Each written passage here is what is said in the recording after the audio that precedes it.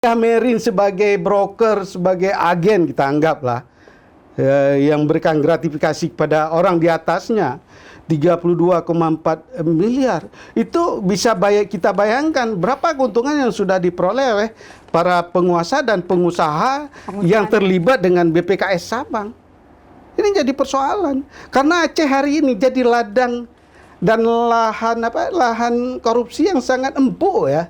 Sampai dengan hari ini BPKS Sabang itu masih dimanfaatkan untuk menambah pundi-pundi para pengelola atau manajemen BPKS Sabang.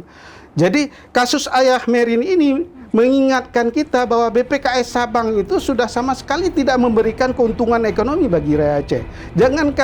Jangankan keuntungan ekonomi, sosial benefitnya saja untuk rakyat Sabang dan rakyat Aceh tidak ada.